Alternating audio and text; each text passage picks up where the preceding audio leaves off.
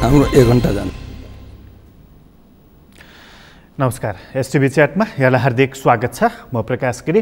STV च्याटको आजको अङ्कमा हामी कुराकानी गर्नेछौँ हाम्रो अर्थतन्त्रको सन्दर्भमा। नेपालको अर्थतन्त्रलाई मूल रूपमा टेवा दिइरहेको भनेको अथवा भनौँ यसको मूल आधार जग भनेको चाहिँ हाम्रो कृषि भयो,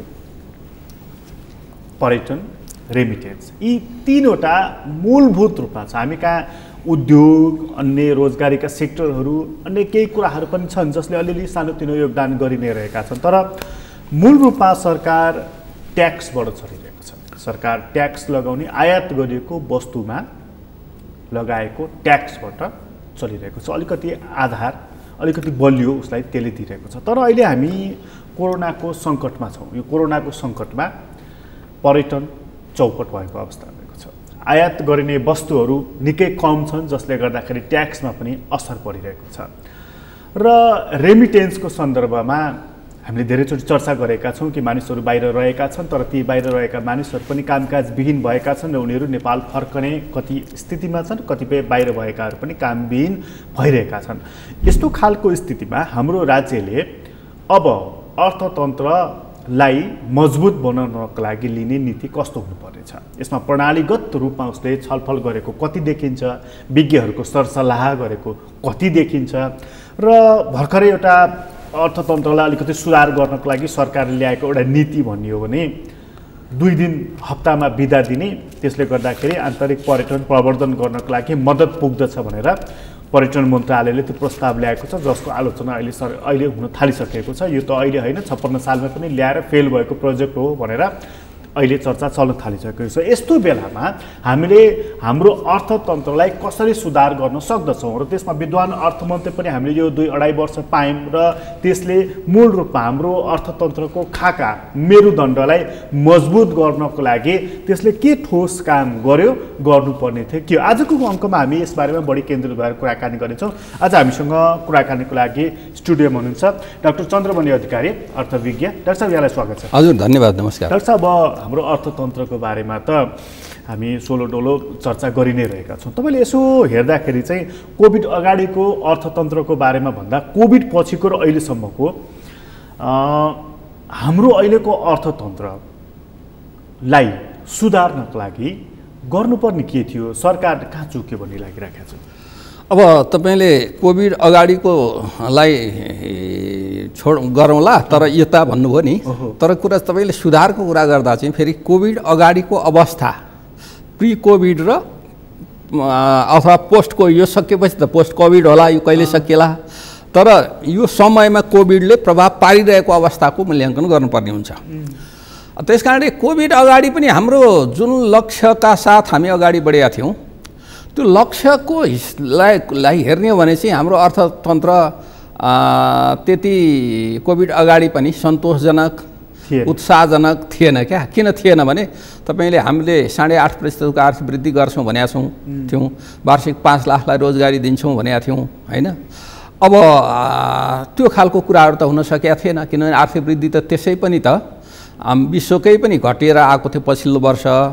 हाम्रो नेपालको पनि तपाईँको चाहिँ अघिल्लो सालको भन्दा चाहिँ घट्ने अवस्थामा 6% पुग्ला भनेर भनेको, हामीले चाहिँ चाहेको 9.5% आर्थिक वृद्धि हो, 8.5% सरकारले भनेको, तर सरकारले अघिल्ला योजनाहरूमा औसतमा 9.6% आर्थिक वृद्धि चाहिन्छ है भनेर भनेको। रोजगारी पनि त्यो ढङ्गले नबढेको, आय स्तर पनि त्यो ढङ्गले नबढेको हुनाले अगाडि नै हामी चुनौतीमा थियौँ, होइन? हामी चुनौती रहित एकदम चाहिँ कोभिड आएपछि मात्रै सबै बिग्रेको होइन। त्यस कारण त्यो तथ्यलाई पनि हामीले अगाडि बढ्ने सन्दर्भमा बिर्सनु हुँदैन। अब जहाँसम्म कोभिडको प्रभाव भयो, कोभिडको प्रभाव भइसकेपछि एउटा कुरा चाहिँ के हाम्रो चाहिँ नि कमजोरी रह्यो के। त्यो कमजोरी कस्तो रह्यो भने कोभिडको सन्दर्भमा यसको प्रभाव पर्ने सम्भावित प्रभावको सन्दर्भमा हामीले ठिक छ, यो नयाँ कुरा हो, विश्व नै यसको अनुभवी त थिएन, तर विश्वमा महामारी त आएका थिए नि त, विश्वमा आर्थिक सङ्कटहरू त आएका थिए नि त। भनिसकेपछि तिनीहरूको आधारमा पनि अलिकति अनुभवलाई प्रयोग गरेर हामीले अब कोभिड चाहिँ आउँदैछ, नेपालमा नि आउने सम्भावना छ, कति आउला के आउला नभने तापनि तर हामी कुन परिस्थितिबाट जानुपर्छ भन्ने किसिमको तयारी भएन, त्यसको लेखाजोखा भएन।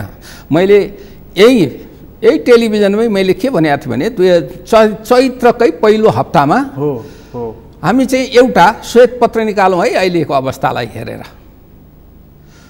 प्री कोभिड र कोभिड सुरु भएपछि त देखिएका सङ्केतहरूलाई निकालौँ, त्यसले गर्दा अगाडि बढ्न सजिलो हुन्छ राज्यलाई सरकारलाई भनेको थियौँ।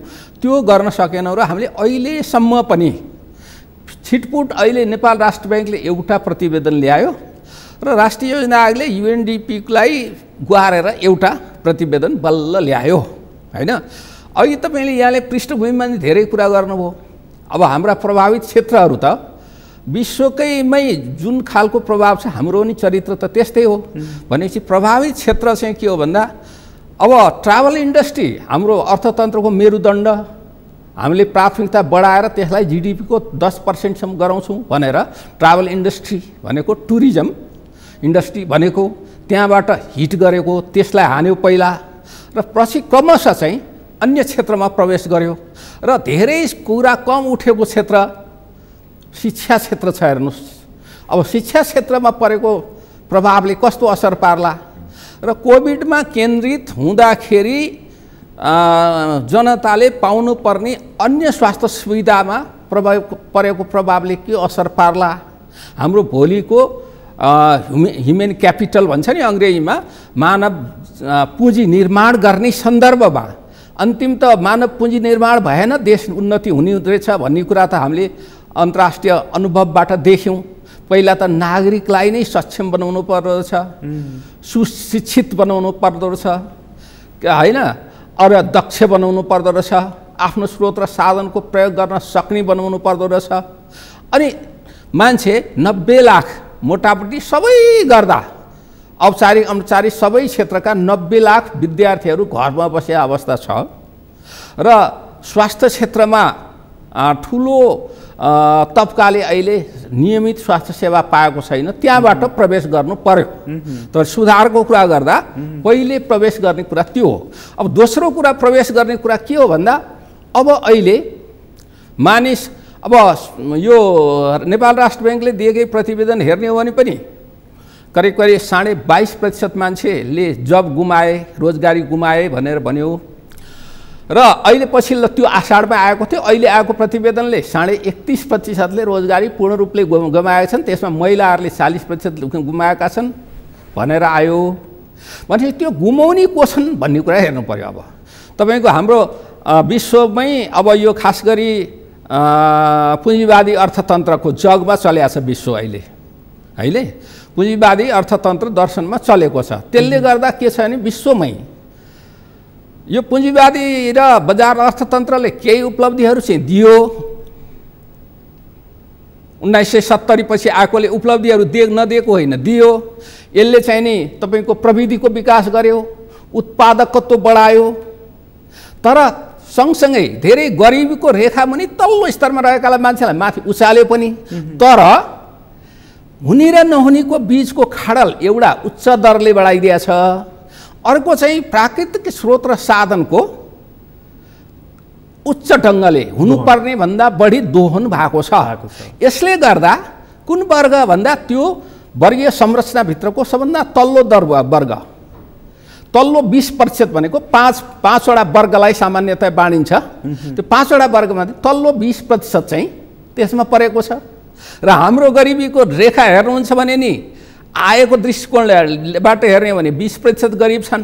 त्यस कारणले अहिले रोजगारी गुमाउनेहरू, चाहे स्वरोजगार गुमाएको कुरा गर्नुहोस्, चाहे रोजगारी गुमाएको कुरा गर्नुहोस्, चाहे साना लघु तथा घरेलु उद्योगहरू बद्ध भएका कुरा गर्नुहोस्, अब तिनीहरूलाई चाहिँ रोजगारी गुमाएकालाई दैनिक चलाउने किसिमले हातमा पैसा राखिदिनु पर्यो। त्यो दिने दुईटा तरिका छ। एउटा तरिका चाहिँ जो कामै गर्न नसक्ने वर्ग छ, बिरामी होला, वृद्ध होला, बालबालिका होला, त्यो वर्गलाई चाहिँ उबाट श्रमको आश नगरिकन उसको हातमा पैसा पुर्याइदिनु पर्यो, उसको हातमा चाहिँ खानेकुरा लाउने कुरा पुर्याइदिनु पर्यो। अर्को वर्ग जो काम गर्न चाहन्छ आफ्नो सिप अनुसारको, ल्याकत अनुसारको, उसलाई श्रम लिएर राज्यभित्रका साझेदारहरूले सार्वजनिक क्षेत्र, निजी क्षेत्र, सामुदायिक क्षेत्र, सहकारी क्षेत्रले उनीहरूको हातमा पैसा राखिदिएर काममा लगाउनु पर्यो। यो दुवै कुरामा चाहिँ अहिले तपाईँ सुधारको कुरा गर्नुहुन्छ नि डाक्टर साहब, यो कुरामा चाहिँ हाम्रो राज्यले चाहिँ अलिकति हस्तक्षेप गरेको जस्तो, जो कामै गर्न सक्दैनन् उसलाई पकेट मनी, जीवन धान्ने ढङ्गबाट जो काम गर्न सक्छन् तर काम पाएका उनीहरूलाई काम दिने, श्रमको मूल्य दिने होला, आधा होला के होला। यो ठाउँमा चाहिँ हाम्रो सरकारले गरेको देख्यो त, जस्तो चाहिँ अमेरिकाले हप्तामा $1200 त एउटा व्यक्तिको खातामा हालिदियो, त्यस्तो पुँजीवादी राष्ट्रले भारतले पनि तपाईँको चाहिँ ठुलो राहत रकम प्याकेज घोषणा गर्यो। हामी कहाँ चाहिँ तपाईँ जस्तो चैतको कुरा गर्नु भने त्यति बेला पनि तपाईँले भन्दै हुनुहुन्थ्यो नि, यो कोभिडको बिचमा के गर्ने, एउटा श्वेतपत्र ल्याउँ, 3 वर्ष चाहिँ योजना सार्वजनिक गरौँ, बनाऊ, अनि मात्रै हुन्छ, नत्र भने त हामी लट्ठाबज्र अवस्थामा चल्छ भनेर तपाईँहरू जुन भनिराख्नु भएको थियो। त्यसपछि पनि त सरकारले ल्याएन, त्यसपछि बजेट आयो जेठमा, त्यसले पनि केही पनि कोभिडको बिचमा के गर्ने भन्ने योजना ल्याएन। भने मतलब चाहिँ हामी कहाँ चाहिँ यो कोभिड आउँछ, आफै सर्लक्क जान्छ, समस्याहरू पनि सर्लक्क पन्चिन्छ भन्ने यो बडा भाग्यवादी भनौँ अथवा भगवान् भरोसे रणनीति रहेछ। त्यसो भएदेखि यसरी मान्नु पर्छ। अब दुईटा, एउटा चाहिँ हाम्रो कुनै कुरालाई पनि त्यो गम्भीरतापूर्वक नलिने प्रवृत्ति, त्यो चाहे राजनीतिक नेतृत्वमा होस्, चाहे प्रशासनिक नेतृत्वमा होस्, अथवा राजनीतिक नेतृत्व र प्रशासनिक नेतृत्वलाई सहयोग गर्न बसेका सल्लाहकार र विशेषज्ञ संस्थाहरू, निकायहरू, व्यक्तिहरू हुनुहुन्छ। एउटा चाहिँ त्यो तदारुकता साथ काम गरिहाल्नुपर्छ भन्ने प्रवृत्ति नभएको। डाक्टर एकैछिन यो जुन यो गम्भीरता विषयलाई गम्भीरतापूर्वक नलिने चाहिँ, जस्तो राजनीतिक व्यक्तिहरू चाहिँ यस्तो रिस्कसँग उनीहरू जुधिराखेका हुन्छन्। विज्ञहरू चाहिँ अध्ययनमा, शोधमा आधारित तथ्याङ्कलाई हेरेर अब यो हुनसक्छ भनेर उनीहरूले लिनुपर्ने हो नि त। विज्ञ सल्लाहकारले चाहिँ किन नलिनु? अब विज्ञ यसो छ, त्यसमा चाहिँ एउटा कुरा के देख्यो भने पछिल्लो, अब यो अलिक क्रिटिक्स पनि होला कुरा होइन, पछिल्लो हाम्रो राज्य संयन्त्र चाहिँ संविधानमा, कानुनमा, विधानमा चाहिँ एकदम प्रजातान्त्रिक, न्यायिक, समन्यायिक, समावेशी भन्ने चाहिँ शब्दहरू प्रयोग बढी भएको छन्। तर व्यवहार र प्रवृत्तिमा चाहिँ एक्लै हिँड्न खोज्ने प्रवृत्ति चाहिँ हाबी हुँदै गएको छ। एक्लै भने मै जान्ने स्वयं सुन्ने अब चाहिँ अरू छँदैछ, राज्य संयन्त्र छँदैछ। अब जनप्रतिनिधि, त्यसमा म एउटा पक्षलाई मात्रै दोष दिन्न, जनप्रतिनिधिहरूमा नि त्यो खालको प्रवृत्ति हाबी हुँदै गयो। जनप्रतिनिधि पनि जनताले तिमी प्रतिनिधि हो भनेर पठाएको, तिमी विशेषज्ञ हो भनेर पठाएको होइन है। एक दोस्रो कुरा, जो चाहिँ नि कर्मचारी व्यवस्थापन छ, लोकसेवा पास गरेर 4वटा किताब पढेर विश्व सर्वज्ञ हुँदैन। मै पनि तपाईँले म एउटा विषयको ज्ञाता हुँला, त्यसमा पनि आज एउटा ज्ञाता छु, मैले के अरे 1 वर्ष नपढी बसेँ, नहेरी बसेँ भने मेरो गुणस्तर खस्किन्छ। त्यस कारणले गर्दा त्यो प्रशासन पनि मैले त हिजो लोकसेवा पास गरेर आएको अथवा चाहिँ म त परीक्षित भएर आएको होइन भनेर त्यो खालको रह्यो। अथवा चाहिँ 30 सालमा पिएचडी गरेर आज भएन नि होइन, मैले आज 20 वर्षभन्दा अगाडि पिएचडी गरेको, त्यही पोथा समातेर मैले बसेँ भने तपाईँको अगाडि आएर मैले के बोलौँला होइन। त्यस कारणले त्यो खालको प्रवृत्ति के भयो भने सबैमा, प्रशासनमा पनि। तर यो एकलकाटे प्रवृत्ति चाहिँ किन हाबी भयो त डाक्टर साहब? यो एकलकाटे प्रवृत्ति किन भयो भन्ने कुरा चाहिँ त्यो के हो भने मान्छेमा ज्ञान चाहिँ असीमित छ र ज्ञान लिने दिने कुरा पनि गतिशील हुन्छ। आज लिएको ज्ञान भोलि अपूर्ण हुन सक्छ, प्रविधिले गर्दा, चेतनाले गर्दा भन्ने कुराको चाहिँ ख्याल नगरिदिएका कारणले गर्दा एक खालको भनौँ, अब त्यसलाई चाहिँ अहम त नभनौँ, एक खालको तथाकथित स्वाभिमान राख्न खोजिया होला होइन, जसले गर्दा त्यो देखियो।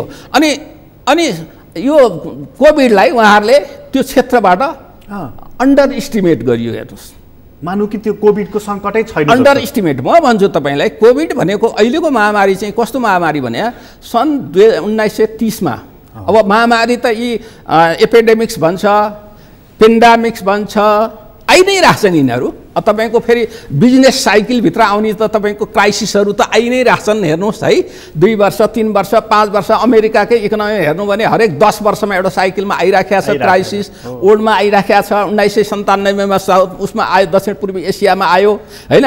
1970-72मा चाहिँ नि विश्वमै एक खालको आयो। अब त्यस कारणले गर्दा आउँछ, तर मेजर हेऱ्यो भने चाहिँ 1930लाई र 2008को लाई लिइन्छ। तर तिनीहरूको चरित्र र अहिलेको चरित्र फरक छ भन्ने कुरा मैले चाहिँ सुरुदेखि नै भनिरहेको छु। तपाईँहरूले हेर्नुहोस्, यहाँहरूले पब्लिकली बोलेको कुरा गरे हो मैले। त्यति बेला चाहिँ पश्चिमी जुन औपचारिक अर्थतन्त्रको विकास गरिसकेका देशहरूबाट प्रारम्भ भयो त्यो, बुझ्नु भएन? र त्यो पनि वित्तीय क्षेत्रबाट प्रारम्भ भयो र त्यसको प्रभाव कहाँनिर बढी पर्यो भन्दा कन्जम्सनमा बढी परेको थियो, इन्भेस्टमेन्टमा कम परेको थियो, लगानीमा कम परेको थियो। मान्छेको हातमा पैसा कन्जम्सन गर्न पैसा भएन, त्यहाँबाट प्रारम्भ भयो। अहिले चाहिँ दुईटै उपभोग पनि लगानी पनि दुईटैमा प्रभाव परेको छ। त्यस कारण अहिलेको चरित्र निकै फरक छ। कति मानिसले नि डाक्टर साहब जस्तो अहिलेको परिस्थितिलाई चाहिँ अस्तिको भूकम्प 72को भूकम्पसँग जोडाइ पनि देख्छु म। भूकम्पमा नि सबै सिद्धियो, खत्तम भयो भन्थ्यो, तर भूकम्पपछि त झन् देख्नुभयो पुँजीको निर्माण पनि भयो, मान्छेले रोजगारी पनि पाए, आर्थिक वृद्धि दर पनि बढेर गयो भने पनि देख्छु डाक्टर साहब। यही नीतिले चाहिँ हाम्रो नीति निर्माताहरूलाई, राज्य सञ्चालकहरूलाई अस्ति बजेट निर्माण गर्दाखेरि यसैले अलिकति काम गरे हुनसक्छ। अब काम त केले गर्यो, तर बजेटले वास्तवमा यसलाई सम्बोधन गर्न सकेन, छुन चाहिँ छोयो, सन्दर्भ कोट्याइयो के। तपाईँले कुनै कुराको निर्णय लिँदा आधारभूत दस्तावेज एउटा हुन्छ, सान्दर्भिक दस्तावेज विषयहरू अर्का हुन्छन्। आधारभूत विषयलाई छोड्नुभयो, सान्दर्भिकलाई मात्रै लिनुभयो भने पनि तपाईँ चल्नुहुन्न, र आधारभूतलाई चाहिँ लिनुभयो तर सान्दर्भिकलाई छोड्नुभयो भने प्रभावकारी बन्न सक्नुहुन्न। त्यस कारणले गर्दा अस्तिको बजेटले यसलाई सन्दर्भसम्म लियो, तर आधारभूत कुरा हो है। अब यो चाहिँ आधारभूत र गम्भीर विषय हो भनेर समात्न नसकेकै हो बजेटले। त्यस कारणले यसलाई चाहिँ अलिकति आलोचनात्मक ढङ्गबाट हेरौँ डाक्टर साहब। जस्तो पहिला चाहिँ के छुट थियो भन्दाखेरि अर्थतन्त्रको, अर्थशास्त्रको राम्रो ज्ञान नभएका मानिस अर्थमन्त्री भए भनेर जुन हामी भनिराखेका थियौँ, कतिपय सन्दर्भमा थियो पनि त्यो अवस्था। तर यसपटक चाहिँ अस्तिको 2-3वटा बजेट ल्याउने त हाम्रो विद्वान अर्थमन्त्री डाक्टर युवराज खतिवडा, अब राष्ट्र ब्याङ्कको गभर्नर भएको मान्छे, योजना आयोग सञ्चालन गरेको मान्छे, मन्त्रालयमा बसेको मान्छे, त अर्थमन्त्री हुँदा मानिसले त त्यो अपेक्षा गरेका थिए नि डाक्टर साहब। उहाँले चाहिँ तपाईँले भन्नुभएको जस्तो यसो छोएको जस्तो होइन कि त्यसलाई नै कसरी आद्योपान्त हेर्ने, त्यसलाई कसरी चिर्ने र तत्काल राहत दिने हो कि तत्काल अर्थतन्त्र सुधार गर्नको लागि तुरुन्तै त्यस्ता केही नीतिहरू निर्माण गर्नुपर्ने हो कि अल्पकालीन दीर्घकालीन, यी कुराहरूमा नआउनु भन्ने मतलब चाहिँ हामी कहाँ चाहिँ ज्ञाता भनिएका, विद्वान भनिएका मानिसहरू पनि यसै हुने रहेछ कि। अब बजेट आउन्जेलसम्म पनि विश्वमै के भइसकेको थियो, विश्वको आकलन के भइसकेको थियो भने विश्व अर्थतन्त्र मन्दीमा जाने भयो, विश्व अर्थतन्त्र चाहिँ नकारात्मक हुने भयो, वृद्धि दर, र त्यसमा पनि विकसित देशहरू त 8% नकारात्मक हुने भयो, र विश्वका युरोप जोन चाहिँ 10.5% नकारात्मक हुने भयो, चीन पनि झन्डै उसमा जाने भयो, भारत पनि नकारात्मक जाने भयो भन्ने आइसकेको थियो। यो अब मैले अघि पनि भने, पटक के भनिरहेको थिएँ भने अब हामीले यसलाई चिर्नलाई हाम्रो कोभिड अगाडिको अवस्था र हामीले लिएका नीतिहरू र यसले क्षेत्रगत पारेका प्रभावहरू हैन, यसले उत्पादनमा पारेको प्रभाव, लगानीमा पारेको प्रभाव, रोजगारीमा पारेको प्रभाव, स्वास्थ्यमा पारेको प्रभाव, शिक्षा क्षेत्रमा पुँजी निर्माणमा पारेको प्रभाव, ह्युमन क्यापिटल डेभलपमेन्टमा एउटा खालको दस्तावेज तयार गरेर त्यो आधारमा 3 वर्ष 4 वर्ष रणनीति ल्याउनु पर्ने अवस्था आइसकेको छ। अहिले मैले पहिला 3 वर्ष भनेको थिएँ, अब त 3 वर्षले पनि धान्दैन कि हामीले साबिकको बाटोमा पुग्नलाई नै 3 वर्ष बढी प्लस लाग्छ कि भन्ने अवस्था आइसक्यो। त्यसकारणले गर्दा 1 वर्षको बजेट त 1 वर्षको, त्यसकारणले यसैलाई प्रमुख प्राथमिकता त कोभिडलाई नै दिनु पर्थ्यो, त्यो कुरा दिएनौँ। तपाईँले यो कुरा अहिलेको बजेट जोखिममा परिसक्यो। हेर्नुहोस्, तपाईँले यो 1 महिनामा श्रावणमा जम्मा कति खर्च भयो भनेर हेर्नुभयो भने 2 अर्ब पनि खर्च भएको छैन, त्यो त सबै प्रशासनिक खर्च हो हैन हो। तर राजस्व चाहिँ 58 अर्ब उठ्यो भन्दा अघिल्लो सालको राजस्व ल्याएर बुझाइन्छ नि त, उठ्यो। अब हामीले त्यही कुरालाई ओहो राजस्व उठ्या छ भनेर हेऱ्यौँ भने शोधनान्तर स्थिति राम्रो छ भनेर हेरेर बस्यौँ अहिले राम्रै छ हेर्दा त्यही दस्तावेजलाई निरपेक्ष ढङ्गले तपाईँले हेर्नुभयो भने शोधनान्तर स्थिति राम्रो छ होइन तपाईँको चालु खाता बचतमा पुगेको छ विप्रेषण 23% बढेको छ के अरे वैदेशिक मुद्राको सञ्चिति बढेको छ देखिन्छ नि है अनि मुद्रास्फीति दर 5% भन्दा तल छ तर खाद्य पदार्थ र उसमा चाहिँ फेरि 8% 6% जति छ होइन खानुपर्ने अहिले त्यसले के देख्यो भने यो चाहिँ मलाई लाग्छ यसलाई हामीले धेरै ढुक्क हुने होइन यी तथ्यहरू म तपाईँलाई अहिले भनेको कुरा म भन्दैछु यहाँ सन्दर्भ जोडेर यो अहिले चाहिँ सुनामी अगाडिको सन्नाटा हो है यो ढङ्गले अहिलेको जुन चाहिँ निरपेक्ष ढङ्गले तपाईँले हेर्दाखेरि जुन अर्थतन्त्र त सफिस्टिकेटेड छ भनेर भन्नुभयो भने तपाईँले ठान्नुहोस् कि अब यो सुनामी अगाडिको सन्नाटा हो अब विपद यसले ल्याउँदैछ तपाईँले घर खेत सबै बेचेर ब्याङ्कमा ब्याज नआउने ठाउँमा चालु खातामा पैसा राखेर बस्नुभयो र मसित पैसा छ भन्नुभयो भने कति दिन चल्ला त्यो खालको त्यसलाई उत्पादनसित जोड्नु पर्यो होइन त्यसको वृद्धिसित जोड्नु पर्यो एक अब जहाँसम्म तपाईँले भन्नुभयो अब व्यक्तिको कुरा त किन गरौँ राज्य संयन्त्रभित्रको कुरा गर्दा एउटा संस्था हो तर तपाईँले मैले तपाईँको विशेषज्ञता किताबमा भित्र मनभित्र कम्प्युटरमा राखेर हुँदैन त्यसको सही ठाउँमा प्रयोग गर्नुपर्छ देखिनु पर्यो एक प्रयोग गर्नुपर्छ र प्रयोग गर्दा नतिजामा आउँछ तपाईँ विज्ञ त हो तपाईँ विज्ञता चाहिँ आफ्नो विज्ञता प्रयोग गर्नु भएन र अरू कुराबाट प्रभावित हुनुभयो भने तपाईँको विज्ञताको नतिजा त्यहाँ आउँदैन जुन कुराको प्रभाव चाहिँ त्यो आउँछ एक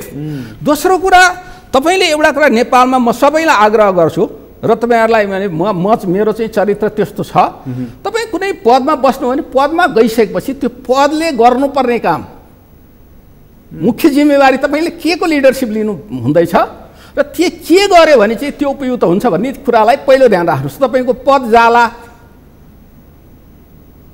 मेरो पद जोखिममा पर्ने हो भने जहिलेसम्म ठान्नुहुन्छ अब मेरो पद जोखिममा पर्ने हो त्यस कारणले म राख्छु भने तपाईँ 8 गर्नुपर्छ म उदाहरण दिन्छु तपाईँलाई एउटा सन् 1945 विश्वयुद्ध समाप्त भयो दोस्रो विश्वयुद्ध त्यति बेला जर्मन र फ्रान्स विपरीत दुईटा भएर लडाइँ लडेकै हुन् उनीहरू शत्रु देश भएर लडेका तर त्यसको 5 वर्ष पछाडि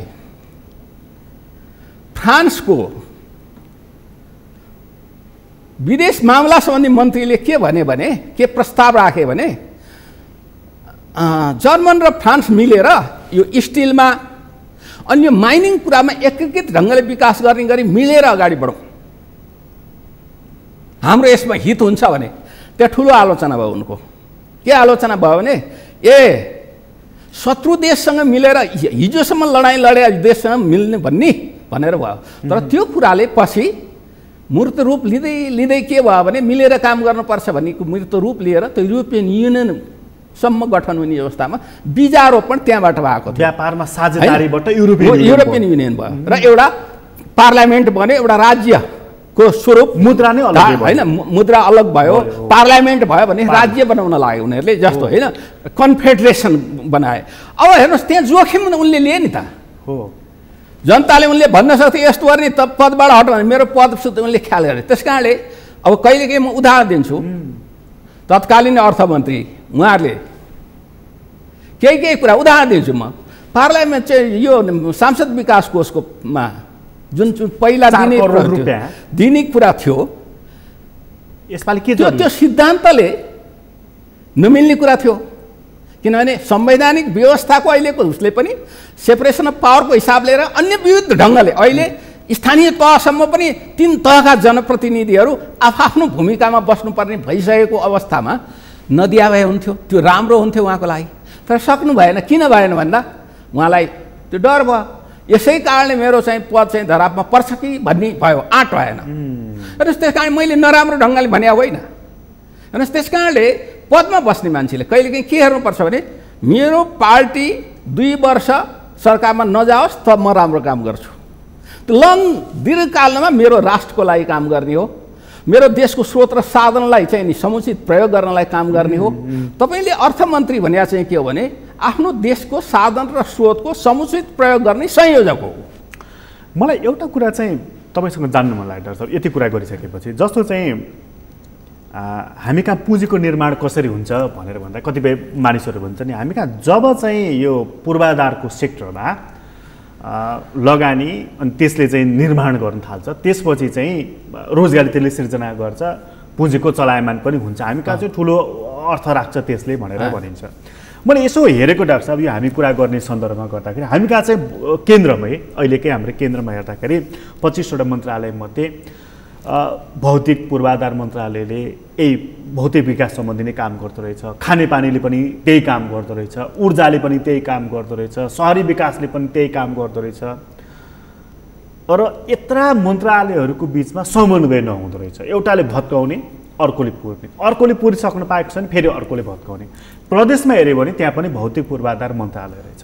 स्थानीय तहमा हेर्नु भने डाक्टर साहब त अब चाहिँ सङ्घीय अर्थव्यवस्थाको बारेमा त्यत्रो मोटो किताबै लेख्नु भएको मान्छे, त्यसकारण मैले यो प्रश्न गर्न मन लागेको कि तल्लो तहमा हेर्नु हो भने त हाम्रो वडा अध्यक्ष, नगरपालिकाको प्रमुख त अब डोजरको मालिक नै भइहाल्यो, ऊ मेन ठेकेदार भइहाल्यो। हामी कहाँ सबै चाहिँ पूर्वाधारमा खर्च गर्नुपर्छ भन्ने, अनि पूर्वाधारमा काम गर्नको लागि यत्रो संरचनाहरू पनि निर्माण हुने र त्यसको ओभरल्यापिङ हुने भनेको डुप्लिकेसन पनि हुने। अब त यसलाई संयोजन गर्नुपर्ने, जस्तो बैङ्कहरूमा चाहिँ आदि इत्यादि हुँदाखेरि मर्जर सिस्टममा जाने छ भने यो सरकारले यति काम गर्नुपर्ने थिएन अथवा यो डुप्लिकेसनलाई रोक्नु सक्नुपर्ने थिएन डाक्टर साहब। यसले केही असर गर्दैन होइन? तपाईँले भने डुप्लिकेसन चाहिँ प्रोजेक्टहरूमा के भयो भने अब संविधानले 3 तहका कामहरूको यो मोटामोटी सोलोमोलोमा सूची त दियो, तर त्यसलाई एउटा अनबन्डलिङ गर्ने भनेर एउटा दस्तावेज पनि सरकारले तयार गरेका थियो होइन। तर त्यो दस्तावेजले पनि त्यति क्लियरेन्स गर्न सकेन। खास गरी गयो भने परियोजनाहरूको सूची सन्दर्भ कस्ता खालका परियोजनाहरू कसले दिने, एउटा परियोजनालाई एउटा सरकारबाट मात्रै पैसा जान्छ भन्ने कुराको क्लियरेन्स गरेन, त्यो गर्न सकेन। र अहिले पनि अब यो मापदण्ड एउटा राष्ट्रिय योजना अहिले पछि आएर बनाउनु त बनाएको छ, तर त्यसले एकदमै कानुनी भ्यालिड खालको पाउनलाई वित्तीय उत्तरदायित्व सम्बन्धी ऐन जुन बनाएको छ त्यसले चाहिँ यसले नियावली बनाएर तोक्नुपर्छ भनेको छ। अहिलेसम्म त्यसरी तोकिएको छैन। अब हाम्रो त के छ भने हाम्रो राजनीति र ठुला बडाको चाहिँ नि भनाइ लाग्ने ठाउँ, हाम्रो देश त भनसुन र मनसुन होइन, प्रशासन राज्य प्रशासन भनसुनको आधारमा चल्ने, अर्थतन्त्र मनसुनको आधारमा चल्ने भएको अवस्था छ हाम्रो, विडम्बना भनौँ होइन। अब त्यस कारणले गर्दा के भयो भन्दा एउटा परियोजना स्थानीयले राख्यो, प्रदेशबाट पनि पैसा गएको छ, केन्द्रबाट पनि पैसा गएको छ त्यहाँ होइन, एउटा त्यो भयो। दोस्रो कुरा के भयो त भन्दा तपाईँले त्यो खालको चेतना, त्यो प्राविधिक ज्ञान चाहिँ केन्द्रले एउटा नीतिगत हिसाबले अम्ब्रेला एउटा नीति बनाइदिनु पर्थ्यो। सङ्घीय व्यवस्था पनि सङ्घीय व्यवस्था निरपेक्ष खालको स्वतन्त्र अधिकार सञ्चालन गर्ने व्यवस्था चाहिँ होइन है। स्थानीय तहका आफ्ना, प्रदेशका आफ्ना एकल अधिकार भनेर चाहिँ त्यहाँ भनेको छ। ती एकल अधिकार पनि काहीँ न काहीँ गएर ठोकिएका हुन्छन्, त्यस कारण त्यो निरपेक्ष होइनन्। तपाईँले मैले कोट लगाए जस्तो होइन त्यो, बुझ्नु भएन? त्यस कारणले गर्दा ती कुरामा स्पष्ट भएन र एउटा स्पष्ट भएन, अर्को इमान्दारिता भएन। अब अर्को कुरा म भन्छु, तपाईँले जुन डोजर लगाएर हामीले बाटो बनाउँथ्यौँ, हाम्रो चाहिँ नि भू बनोटको प्राविधिक विषय र बाटो केलाई बनाउने, किन चाहिन्छ बाटो भन्ने त्यो उद्देश्यगत लक्ष्यलाई दुईटा कुरालाई लिएर, अनि तेस्रो कुरा हामी कहाँ कस्ता मानिस जनताको वर्ग कहाँनेरि छ, कस्तो बाई त्यसले कहाँ काम खोजिराखेका छन् भनेर त्यो मेसिन लाउनु भन्दा साना चाहिँ नि हतियारहरू, मान्छेले बनाउने प्रयोगको हतियारहरू प्रयोग गरेर बाटो बनाउन लगाइदिएको भए लागत अलिकति बढी बढ्थ्यो होला, अहिलेको जस्तो नोक्सान पनि हुँदैन थियो, अहिले त वातावरण पनि जोगिन्थ्यो र हातमा पैसा पनि जान्थ्यो मान्छेको। हेर्नुहोस्, मान्छेको हातमा पैसा जान्थ्यो, त्यो पैसा गएपछि के हुन्थ्यो, मान्छे यहीँ बस्थे, यहीँको त्यहाँ लोकल वस्तुहरू उत्पादन बढ्थ्यो भनेको रोजगारीसँग रोजगारी जोडिन्थ्यो, आमदानी बढ्थ्यो। आजकै मितिमा कुरा गर्दा पनि डाक्टर साहब कञ्चनपुरको नाका हुँदै दिनमा चाहिँ 150-200 मानिसहरू भारततर्फ गइरहेका छन्, जबकि यो दसैँ तिहारको सम्मुखमा छौँ हामी र पुरानो विगत हेर्ने हो भने यति बेला फर्कने सिजन हो तर हाम्रो मानिसहरू बाहिर गइरहेका छन्। तपाईँलाई मैले बजेट आउनु भन्दाखेरि बजेटलाई नै नकुरौँ भनेको थिएँ मैले। बजेटलाई नै नकुरौँ, मैले यहाँ बोल्दा पनि भनेवाला धेरै ठाउँ भने बजेटै नकुरौँ र स्थानीय तहलाई पैसा दिउँ र स्थानीय तहलाई ती बाहिरबाट आएका मान्छेलाई र यहीँ पनि औपचारिक क्षेत्रमा रोजगारी गुमेका व्यक्तिहरूलाई अब बर्खामा धान रोप्नलाई कुलो चाहिन्छ, कुलो भत्केको होला त्यहाँ बनाउन लगाउँ, ढुवानीको लागि बाटो बिग्रेको होला त्यहाँ चाहिँ नि त्यो नाला ढल कहाँ छ त्यो बनाउन लाउँ, उनीहरूलाई नै लगाइदिउँ। विद्यालयहरू भत्केका होलान्, सामुदायिक भवनहरू भत्केका होलान्, त्यो बनाउन लगाइदिउँ। राज्यले पैसा त्यहाँनिर खर्च गरेर काममा लगाइदिइहालौँ जसले गर्दा अनि स्थानीय तहमा ती मान्छेहरू बसेपछि के हुन्थ्यो भने त्यहाँ उत्पादन स्थानीय रूपमा कृषि उत्पादन बढ्न थाल्छ। त्यो माग हुन्छ नि त, चाहियो नि त। यहीँबाट बजारबाट लग्यो भन्दा त्यहाँको ताजा खाने प्रवृत्ति बढ्दै जान्छ।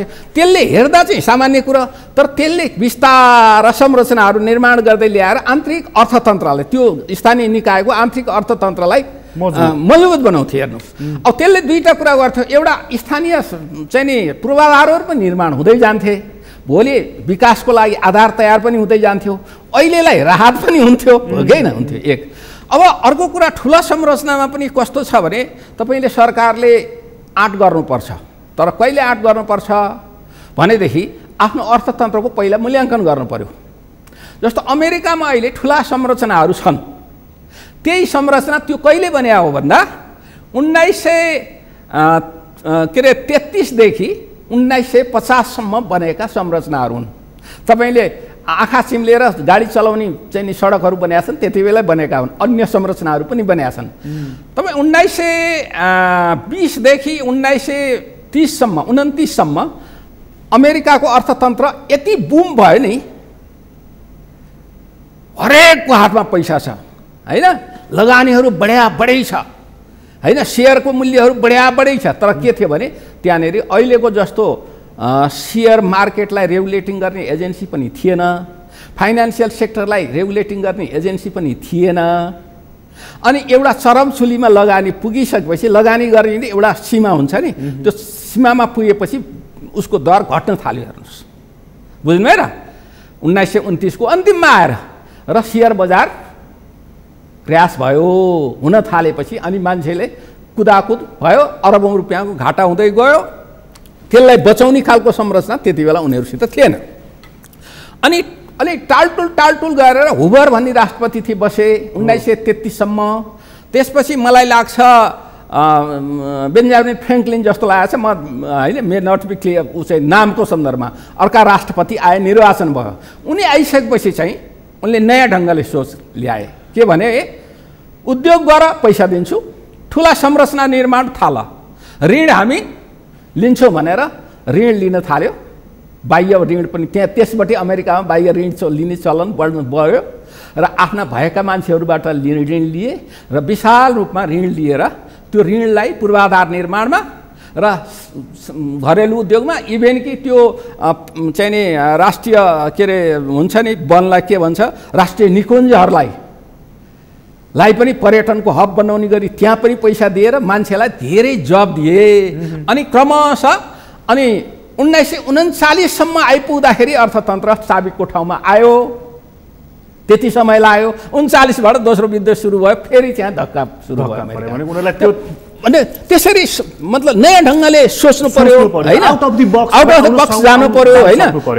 हामी कहाँ डाक्टर साहब, हामी कहाँ चाहिँ अहिले यो जस्तो अघि हामी कुरा गर्दै थियौँ, यो डुप्लिकेसनको कुरा गर्दै थियौँ, कुरा गर्दै यहाँ आइपुगेका छौँ। अहिले चाहिँ अब यो अर्थतन्त्र सुधार गर्नको लागि 2-3वटा कुरा चाहिँ यो बजेटमा राखेर देख्छु, अहिले हाम्रो मन्त्रीजीहरू बोलाएर देख्छु। अब बजेटमै चाहिँ सानोतिरै सही रोजगारीको लागि प्रधानमन्त्री स्वरोजगार कार्यक्रम, यसले कुनै कतिलाई रोजगारी दिन्छ भनेर देख्छु। त्यो कति अर्थपूर्ण हुन्छ। अर्को चाहिँ अस्ति यो पर्यटन मन्त्रालयले चाहिँ हप्तामा 2 दिन बिदा दिउँ, त्यसले चाहिँ पर्यटन आन्तरिक रूपमा प्रवर्धन गर्छ भनेर भन्छ। यस्ता कुराहरूले चाहिँ केही मद्दत गर्छ डाक्टर साहब? हेर्नुहोस्, अब तपाईँले यो नेपालमा 2 दिन बिदा दिने चलन पटक 2048 सालमा 49 सालमा पनि त्यो कुराहरू निक्लिएको थियो। पछि केही वर्ष दिइयो पनि, चलन दिइयो पनि। 56 मा दियो पनि होइन। अब त्यति बेला चाहिँ अब यस्तो गर्यो भने यो लोड सेडिङ पनि भइराखेको छ, त्यो दिन बिजुली पनि चल्दैन अफिसमा उसमा, अनि त्यसलाई पनि फाइदा हुन्छ। गाडीहरू पनि चल्दैनन्, गाडीहरू कम चलेपछि प्रदूषण पनि कम हुन्छ, अनि एकातिर गाडीहरू नचल्दा त्यो सरकारको रिकरेन्ट एक्सपेन्डिचर पनि कम हुन्छ, तेलमा आयात पनि कम हुन्छ, आदि आदि तर्क ल्याइएको थियो होइन। तर त्यो पछि लागू गर्दा कुनै त्यसमा कमी आएको, तात्विक ढङ्गले भिन्नता आएको देखिएन त्यो, किनभने त्यसको अध्ययनै राम्रो भएको थिएन। त्यस कारणले अब अहिले पनि तपाईँले 2 दिन बिदा दिएर पर्यटक बढ्छन् भन्नलाई त्यसको आधार के हो त भन्दा, पर्यटक बढ्नलाई चाहिँ सबभन्दा पहिला त मान्छे हिँड्ने वातावरण बन्नु पर्यो। एक, उसले सुरक्षित ढङ्गले म हिँड्छु, मलाई कोभिडको प्रभाव छैन अब भन्नु पर्यो। एक, दोस्रो कुरो उसको हातमा पैसा हुनु पर्यो। अब फुर्सदको लागि तपाईँले 1 दिन बिदा दिएर फुर्सदमा कहाँ वरिपरि घुम्ने होला, त्यस कारणले फुर्सद पनि मान्छेले हिँडेर त्यस कारणले तास या पप्ली खेलेर समय बिताउने भन्दा बढी होला जस्तो मलाई लाग्दैन। हेर्नुहोस्, यसको लागि चाहिँ के हो भने आधार तयार गर्नुपर्छ। पहिला चाहिँ आधारै तयार हुनुपर्छ, उसको हातमा पैसा हुनु पर्यो, अनि उसमा त्यो किन हिँड्ने ऊ भन्ने कुरा पहिला चाहिँ नि हुनु पर्यो नि। ऊ मनोरञ्जन गर्नलाई हिँड्ने हो कि, व्यवसाय केही खोज्नलाई हिँड्ने हो कि, अध्ययन गर्नलाई हिँड्ने हो कि, हिँडाइको पनि त उसको उद्देश्य क्लियर भएछ नि मान्छे हिँड्छ। मतलब उसको खल्तीमा पैसा हुनु पर्यो, पैसा हुनु पर्यो। अब हिँड्यो भने होटलमा बस्नु हुने कि नहुने, रेस्टुरेन्टमा अहिले खाना हुने कि नहुने, खाँदा के होला जोखिम होला कि भन्ने एकातिर छ। सवारीका साधनहरू राम्ररी सबै चलेका छैनन्, हिँड्दा पनि जोखिम छ। सवारीको साधनको भाडा डबल भएर महँगो भएर गएको छ। यो अवस्थामा पर्यटक मलाई त बढ्ला जस्तो त्यति चाहिँ त्यसलाई आधारहरू म देख्दिनँ। यसमा चाहिँ यो प्रधानमन्त्री स्वरोजगार कार्यक्रमले अलिकति चाहिँ मान्छेको खल्तीमा पैसा ल्याइदिन्छ डाक्टर साहब, अथवा यो अथवा अहिले तपाईँ भन्नुहुन्छ सबैभन्दा महत्त्वपूर्ण कुरा चाहिँ ह्युमन रिसोर्स, पुँजी चाहिँ त्यो मानव चाहिँ पुँजी चाहिँ सबैभन्दा ठुलो पुँजी हो। यसले अलिकति स्किल भनेको क्षमताको विकास गर्ने, सिपको विकास गर्ने गर्छ त यो प्रधानमन्त्री स्वरोजगार कार्यक्रम जुन किसिमले डिजाइन भएको छ र जुन उद्देश्य राखेर त्यस उद्देश्यमा म खोट देख्दिनँ होइन। उद्देश्य राम्रो छ, तर डिजाइन उद्देश्य ठिक छ, तर उद्देश्यलाई मिट गर्ने खालको हाम्रो कल्चरमा खालको चाहिँ त्यो डिजाइन छैन त्यसको। हेर्नुहोस्, त्यो चाहिँ के छैन, प्रधानमन्त्री रोजगार कार्यक्रम भयो, कृषि आधुनिकीकरण कार्यक्रमहरू के भयो भने हुनेले, खानेले, सक्नेले लिने ठाउँ बन्दै गएका छन्। त्यो निडी जो छ, तपाईँले अर्थशास्त्रले के भन्छ भने तिमीले सरकारले केही लिनु छ जनताबाट भने उसले तिर्न सक्ने क्षमताको आधारमा लिने गर, दिनु पर्दाखेरि आवश्यकता आधारमा दिने गर है भन्छ अर्थशास्त्रले। के आवश्यकतालाई चाहिँ कुन व्यक्तिलाई, कुन समूहलाई, कुन समुदायलाई, कुन परिवारलाई के आवश्यकता छ अहिले त्यो आधारमा देऊ, आवश्यकता नभएको कुरा नदेऊ भनेपछि, तर आवश्यकता भएकोलाई देऊ भनेपछि आवश्यकता भएको एउटा पहिचान गर्नु पर्यो, र त्यो आवश्यकता भएकैमै त्यही कुरा पुर्याउने चाहिँ तपाईँको संयन्त्र त्यही खालको हुनु पर्यो। त्यस कारणले गर्दा यसको उद्देश्य ठिक छ, तर यसले यही ढङ्गले अहिलेको मोडालिटीमा काम गरेर त्यो निडी व्यक्तिको हातमा पैसा पुगिहाल्ला, उत्पादन धेरै बढाइहाल्ला भन्न सकिने अवस्था छैन। डाक्टर साहब, अघि हामीले पर्यटनको कुरा गरिहाल्यौँ, यहाँसम्म पर्यटनको कुरा गरेका छौँ, हामीले रेमिटेन्सको कुरा पनि गरि नै हाल्यौँ। तपाईँ अघि यो राज्य संयन्त्रमा मनसुन, कृषिमा चाहिँ नि मनसुन होइन, मनसुन त यसपालि पऱ्यो, पानी त मजाले पऱ्यो। मैले अस्ति मात्रै सुन्दै थिएँ, हाम्रै साथीभाइहरूसँग कुरा गर्दा उनीहरूले पठाएको रिपोर्टले के भन्छ भने पानी यति पऱ्यो कि अब धान बाली नै ढल्दियो। असारमा मल भएन, अहिले धान बाली ढलिदियो। अब मनसुन भयो डाक्टर साहब, के भयो त? यसपालिको मनसुन समयमै भयो, अनि दुईटा कुराले गर्दा, एउटा मनसुन समयमा भयो, अर्को चाहिँ सहरका केही मानिसहरू गाउँ गाउँ पुगे, छिरे, र बाहिरबाट आएका पनि मान्छेहरू पनि भारतबाट अन्य आएका मान्छेहरू केही गाउँमा छिरे, र अलि भावुक भएर काममा पनि लागे सुरुका दिनमा होइन। सरकारले पनि अलिकति फेसनेबल हिसाबले राहत साथ पनि बढायो। अब त्यसले गर्दा चाहिँ र पानी पनि परेकोले समयमै रोपाइँ चाहिँ भयो, तर म गाउँ गाउँमा पुग्दाखेरि तपाईँको भारतबाट ल्याएको अगुणस्तरीय मल, जहाँ चाहिँ यहाँ 700 पर्नेलाई 1700-1800 तिरेर ल्याएका छन् बोरा, जसलाई चाहिँ त्यो तौल पनि 10-15% घटी छ। एउटा त्यसले पनि उनीहरूको लागत बढायो। एक हेर्नुहोस्, दोस्रो कुरा त्यो समयमा पाएनन्, गुणस्तरीय पाएनन्, त्यसले गर्दाखेरि हाम्रो म त्यसको विज्ञ त होइन, तर हाम्रो चाहिँ माटोमा पनि एक खालको अम्लीयपन ग्यास्ट्रिक भइसक्यो क्या। हाम्रो नेपाली ग्यास्ट्रिक भयो मलाई भन्छन् नि होइन। त्यस्तै गरी हाम्रो माटो, म पनि अब 20-22 वर्षको उमेरसम्म त माटोमै खिल्या मान्छे हो, छमछम धान पनि रोपिया मान्छे हुँ होइन। तर त्यति बेलाको र अहिलेको हाम्रो जुन इनपुट्स, एग्रिकल्चर इनपुट्स प्रयोग गर्छौँ त्यो धेरै फरक भइसकेको छ। अनि बिउ पनि फरक आइसक्यो, लोकल बिउहरू छैन हाम्रो होइन। हामी त्यहाँ प्रयोग गर्ने मल पनि प्रयोग गर्ने कम्पोस्ट मल छैन, त्यस कारण अम्लीयपन आइसक्यो हुनाले समयमै त्यो मल नपाउनाले पनि बोट हौसेर आउने अनि म नहुने भएको छ भन्ने कुरा केही जानकारी आएको छ। तेस्रो कुरा चाहिँ कतिपय ठाउँमा चाहिँ राम्रो बिउ भनेर रोपेर दालै नलाग्ने कुराहरू पनि, बाला नलाग्ने कुराहरू पनि फेरि दोहोरिएको छ। यो आदि कारणले गर्दा र अर्को अहिले तपाईँले भन्नुभयो बढी फले, अझ बढी पानी भएर कति ठाउँ डुबान पनि भएर त्यसले नोक्सान पार्यो। त्यस कारणले अहिले एउटा रिपोर्ट आइसक्यो धानको उत्पादन बढ्छ भन्ने होइन, घट्छ भनेर आयो। त्यस कारणले यसपालि हामीले मनसुनको जुन चाहिँ नि प्रतिफल बाली चाहिँ हामीले धेरै हार्भेस्ट गर्न नसक्ने भयौँ जस्तो लाग्छ मलाई। त्यसको लाभ हामीले लिन सकेन। मलाई एउटा कुरा जान्नु मन छ डाक्टर साहब, अब चाहिँ यो हामीले तपाईँ भन्नुभयो नि 20-22 वर्षसम्म त म सबै धानै रोप्या मान्छे भनेर होइन। तपाईँ हामी सबैलाई थाहा छ कि धान कति बेला रोपिन्छ, कति बेला रोप्नुपर्छ र कति बेला त्यो बाली काटिन्छ भन्ने कुरा सबै हामी सबैलाई थाहा छ। जतिसुकै आधुनिक सहरिया घरानिया भए पनि हामीलाई थाहा छ यो कुरा। डाक्टर साहब यो मलको समस्या चाहिँ 1 वर्ष होइन 2 वर्ष होइन, हामीले सुनेदेखि नै यस्तै लफडा चाहिँ किन हुन्छ यो देशमा? यसमा चाहिँ मलाई लाग्यो दुईवटा कुरा कि एउटा हाम्रो अर्थतन्त्र कता लजाइन्छौँ, हामीलाई चाहिने वस्तुहरू कहाँबाट प्राप्त गर्छौँ भन्ने कुरामा हामी नै स्पष्ट भएनौँ।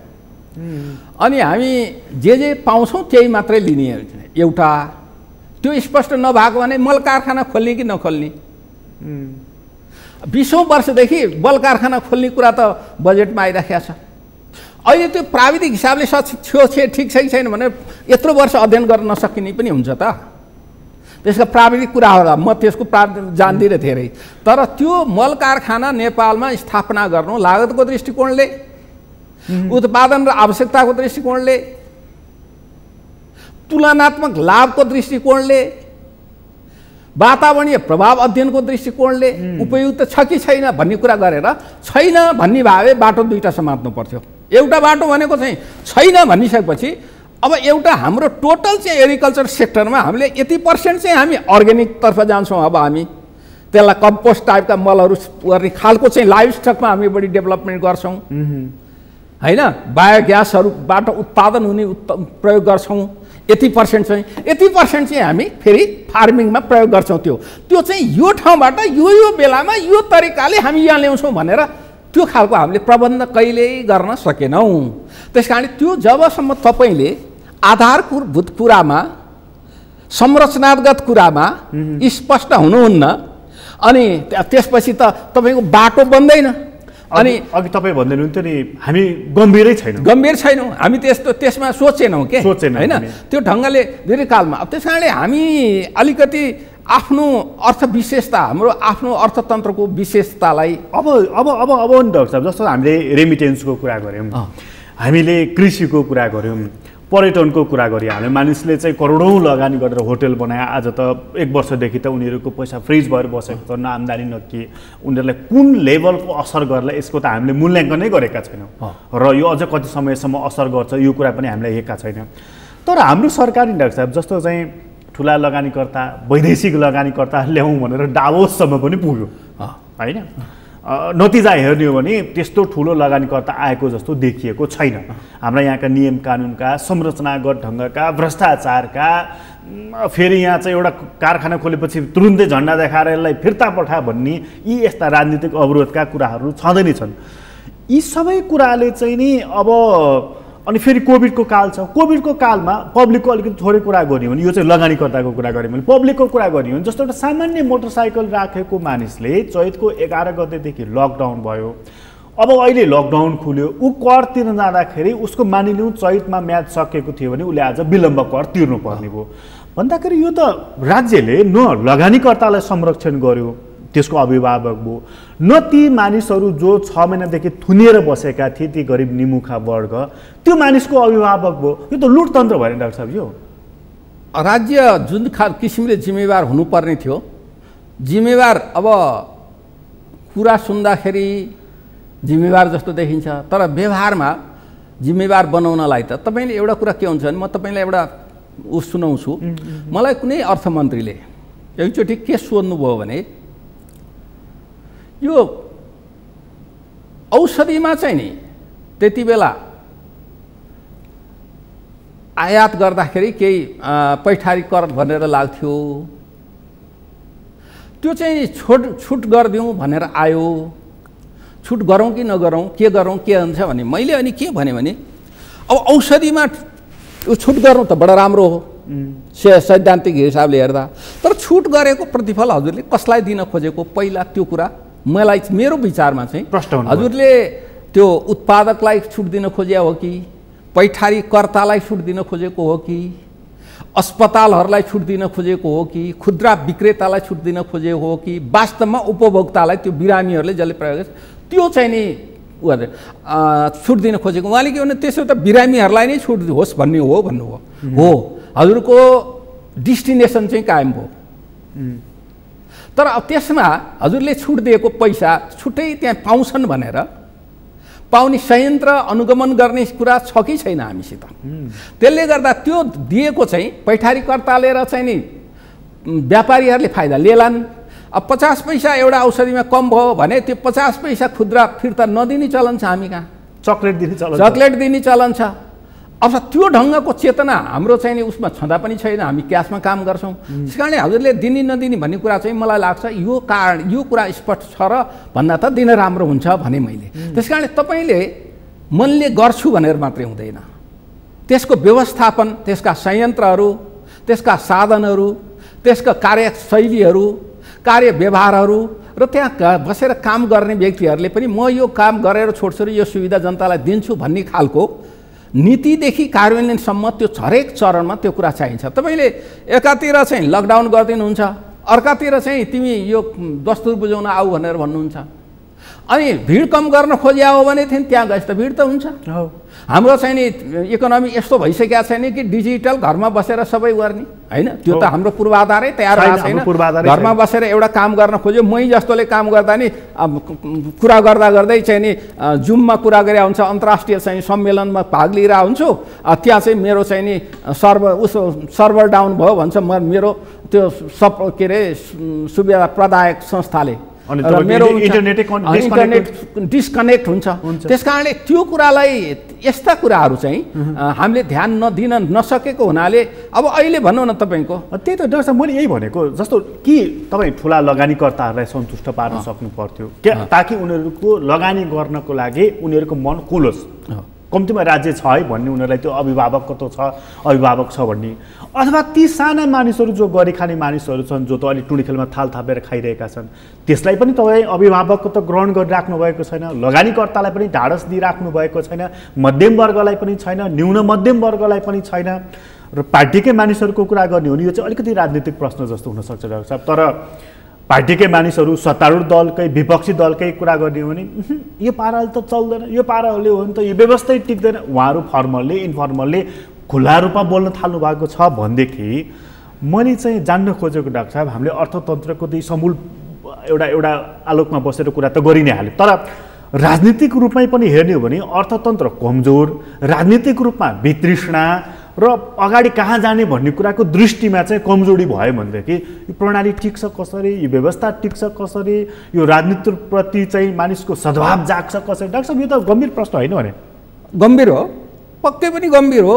यसको लागि हेर्नुहोस्, अर्थतन्त्र भनेको, अर्थशास्त्र भनेको, अर्थव्यवस्था भनेको चाहिँ तपाईँको त्यो निरपेक्ष कुरा होइन, त्यो त्यसलाई धेरै कुराले प्रभाव पारे हुन्छ। तपाईँको अब अहिले त अन्तर्राष्ट्रिय भू राजनीति कस्तो छ, अन्तर्राष्ट्रिय राजनीति कस्तो छ, तपाईँ अमेरिकाले एउटा लिएको नीतिले तपाईँको भान्सामा प्रभाव पर्छ अहिले होइन, परिराखेको छ, हाम्रो समयमा परेको छैन र एक।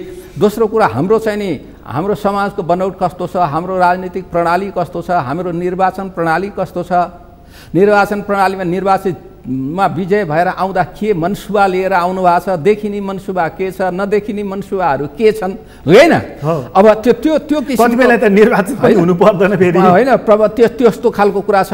र एउटा चाहिँ अर्थशास्त्रीयलाई र राजनीतिलाई जोडेर अर्थ राजनीति भनिन्छ क्या। अर्थ राजनीति तपाईँले छुट्याएर त्यसलाई छुट्टै हिँडाउन खोज्नुभयो भने हुँदैन। त्यस कारण यहाँ चाहिँ अर्थशास्त्र, अर्थव्यवस्था र राजनीति छुट्टै हिँड्न खोज्यो। त्यसको अन्तर्सम्बन्ध हामीले स्थापित गर्न खोजेनौँ। र अर्थशास्त्रलाई बिर्स्यो भने अर्थव्यवस्था चल्दैन। अर्थव्यवस्थाले गति लिँदैन।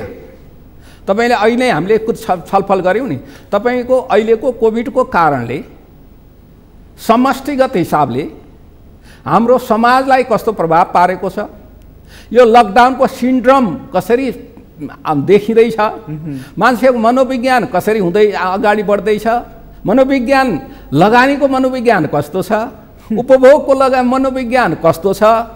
तपाईँले अहिले नै आयात घट्या कुरा गर्नुभयो। आयात घट्यो के अरे भन्यो है, सरसर्ती हेर्दा त आयात घट्या गजब राम्रो कुरा हो नि। तर के कुरामा आयात घट्या छ? मूल्य वृद्धि चाहिँ नि धेरै भएन भने केमा भएन? अखाद्य कुरामा मूल्य वृद्धि भएन, कम भयो, 2% मात्रै देखिया छ। यद्यपि त्यसमा एउटा कुरा चाहिँ छ, तपाईँले सरकारका दस्तावेजहरूले भनेका मूल्य वृद्धि र मान्छेले अनुभूति गरेको मूल्य वृद्धिमा फरक छ। त्यहाँ फेरि हाम्रो त्यो गणना पद्धति, अध्ययन पद्धति, त्यसको चाहिँ नि प्रस्तुति पद्धतिहरूमा काहीँ न काहीँ कमजोरीहरू छन्, त्यो ठाउँ आफ्नो ठाउँमा छ। तर तपाईँले के बुझ्नु पर्यो भने खाद्य पदार्थ तपाईँले पहिला त खान पाउनु पर्यो भनेपछि अब अहिले मान्छे के अरे खानपट्टि चाहिँ बढी लागेछ। चामलको आयात चाहिँ बढ्यो, सोयाबिनको बढ्यो, खाने तेलको आयात बढ्यो, अनि तेलको चाहिँ नि गाडी चलाउनु पर्ने, कारखाना चलाउनु पर्ने तेलको आयात घट्यो, पार्ट्स पूर्जाको आयात घट्यो, मेसिनरीको आयात घट्यो भने चाहिँ के त हामी कता जाँदैछौँ? उत्पादन गर्ने कुराहरू चाहिँ भोलिको लागि उत्पादनका आधारहरू, विकासका आधारहरूका आयात चाहिँ घट्दैछ।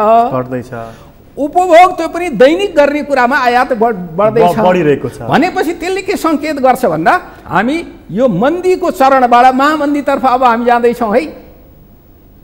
भने हामीले त्यो अहिले नै मैले भने निरपेक्ष हिसाबले त्यो तथ्यलाई हेर्नु भने आहा कति राम्रो आयात घट्यो, आनन्दै भयो नि, आनन्दै भयो।